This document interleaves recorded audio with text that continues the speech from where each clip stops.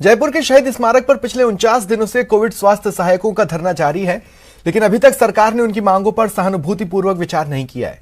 ऐसे में स्वास्थ्य सहायक सरकार के खिलाफ अब आंदोलन की नई रणनीति बनाने में जुट गए हैं। इस बात की सहयोगी सौरभ गृहस्थी ने।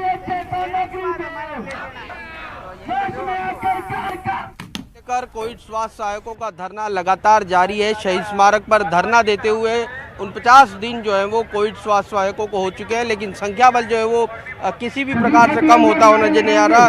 बड़ी संख्या में कोविड स्वास्थ्य सहायक यहाँ पर प्रदेश के अलग अलग हिस्सों से आए हुए हैं और लगातार धरना जो है वो दे रहे हैं। इस दौरान कई तरह के कार्यक्रम जो है वो कोविड स्वास्थ्य सहायकों द्वारा से किए गए हैं ताकि सरकार का ध्यान जो है वो इनकी ओर आए। हालांकि कोविड स्वास्थ्य सहायकों की लगातार अधिकारियों से वार्ता भी हुई, लेकिन वार्ता किसी भी नतीजे पर अब तक नहीं पहुंची और यही कारण है कि लगातार कोविड स्वास्थ्य सहायक जो है वो यहाँ पर धरना दे रहे हैं। इसमें छोटे बच्चे भी जो है वो शामिल हैं, अपने माता पिता के साथ यहाँ पर धरना दे रहे हैं। महापंचायत का भी यहाँ पर कोविड स्वास्थ्य सहायकों द्वारा आयोजन किया गया, लेकिन अभी तक किसी तरह की बात जो है वो नहीं बनी है। अब क्या कुछ करेंगे ये कोविड स्वास्थ्य सहायक, उसको जान लेते हैं। रवि हमारे साथ मौजूद है। रवि, 49 दिन आज हो चुके हैं, अभी तक किसी भी प्रकार का आश्वासन आप दोनों को नहीं मिला है। 49 दिन हो चुके हैं, कल हमारा 50वां दिन है। 50वें दिन हमारे प्रेस कॉन्फ्रेंस करने की भी आगे की रणनीति जो बताने की कल हमारी योजना है। कल प्रेस कॉन्फ्रेंस भी करेंगे।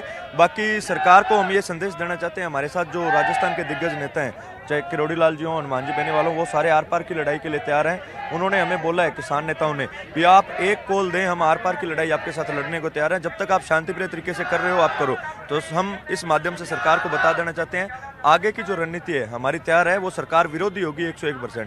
सरकार के पक्ष में हमने नारेबाजी की, आज तक सरकार का पक्ष रख के रखा, लेकिन सरकार ने हमारी एक नहीं सुनी।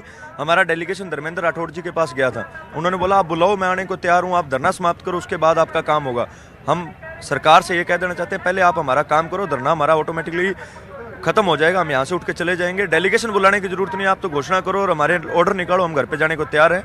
कल हमारी प्रेस कॉन्फ्रेंस है जिसमें आगे की जो रणनीति है वो आपके साथ साझा की जाएगी और वो रणनीति सरकार विरोधी होगी।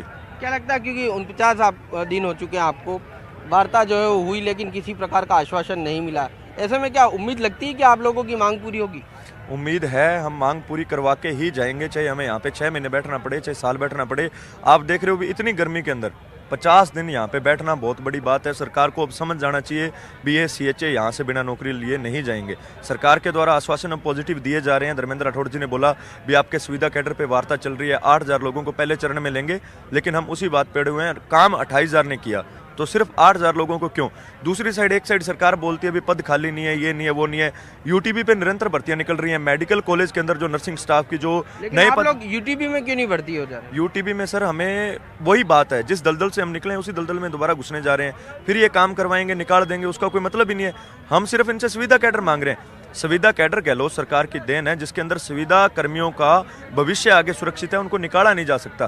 परमानेंट अपने हिसाब से करेंगे, उसके रूल एंड रेगुलेशन बने हुए हैं।